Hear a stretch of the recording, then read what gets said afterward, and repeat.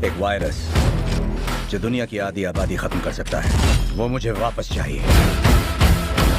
तो गाइज यार, हॉलीवुड की यूनिक कॉन्सेप्ट के ऊपर बनी हुई साइंस फिक्शन मूवीज देखना तो हम में से हर किसी को पसंद है, लेकिन यार ज्यादातर साइंस फिक्शन मूवीज हमने ऑलरेडी देख रखी है। तो आपकी इसी प्रॉब्लम को दूर करने के लिए आज मैं आपको हॉलीवुड की एक नहीं दो नहीं बल्कि टॉप 10 साइंस फिक्शन मूवीज के बारे में बताने वाला हूँ, जिनके अंदर आपको बहुत ही कमाल का साइंस फिक्शन कॉन्सेप्ट देखने को मिल जाएगा। और सबसे अच्छी बात, ये सारी ही मूवीज आपको हाई क्वालिटी हिंदी डबिंग के साथ देखने को मिलेगी, जिन्हें शायद ही आपने पहले कभी देखा होगा। तो बस इसीलिए वीडियो को बिना स्किप के एंड तक जरूर देखना।